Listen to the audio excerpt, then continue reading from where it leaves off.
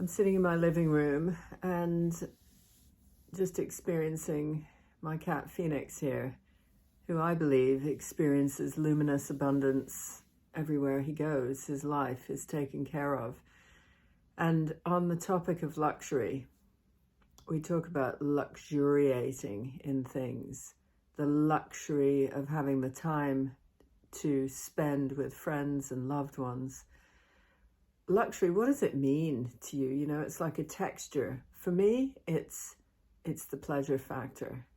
And when I've made some choices to go a more luxurious route, it is an honoring of something like an aesthetic, like aesthetically enjoying the pleasures of the world, which doesn't mean that I'm denying somebody else their pleasures. It's not like one gets and one doesn't get. And a lot of the entrepreneurial people that I work with, they haven't come from wealthy backgrounds. They've had to work their way up. And when they get to this pivotal moment of luxury, it's like a guilty pleasure. It's like something that they're taking away from someone else. And I'd like to reframe this, that luxury is like over there, luxuriating on a delicious couch, having all your needs taken care of. It's a different concept, and there's no guilt associated with it. It's not that somebody loses out for your luxury. Well, that's the kind of business that I'm interested in. What happens when we work with luxury developers, luxury property developers, who are working in indigenous land areas? You know, what happens with that cusp of where that could be? Well, you see, on the one hand, the disaster that is the Brazilian government, Bolsonaro, who is cutting down all the trees, all the life force, all the lungs of the planet, and is at war with the indigenous. That's bad business. It's bad for everybody.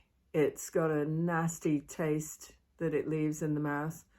But there are going to be interests going on in people visiting the Amazon, and not everybody will want to go on the hippie trail, you know, the absolute bare existence. And so there's this touch point where pleasure comes in.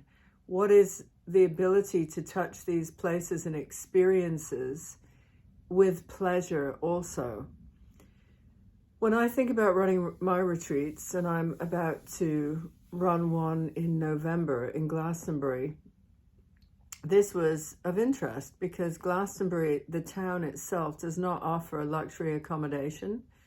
And I go there often and experience this very lovely, homey, vital force, powerful spiritual experience. But I wanted to offer something that was up a notch, like up a notch, so that we're moving in between these two realms. We're going to Avery Stone Circle in November. It's likely to be cold.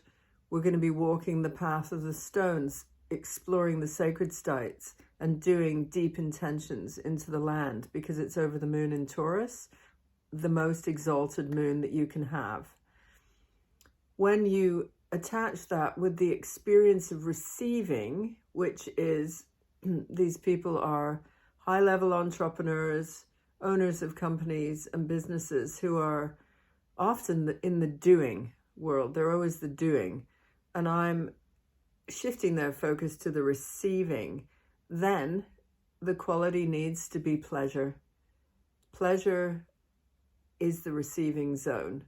And with that, there's a bit of luxury. And so I chose to take it up a notch on purpose, so that we're experiencing two aspects. One is deep spiritual and one is deep pleasure.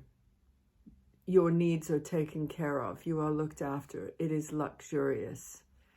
And it's a question that goes on a lot in business talk, but as a champion of shifting the power dynamics in business to becoming spiritual, where we have enough and there is no greed, but equally there is pleasure and there is more than enough. It's a very interesting scale that we're working with, and I'm working that into all the work I do. have a look at the luxury experience in Glastonbury. It's 3 days, and we are really 4 days, 3 nights over the full moon in Taurus, which is the luxury moon. Moon in Taurus likes everything taken care of. It's a pleasure, exalted in pleasure moon.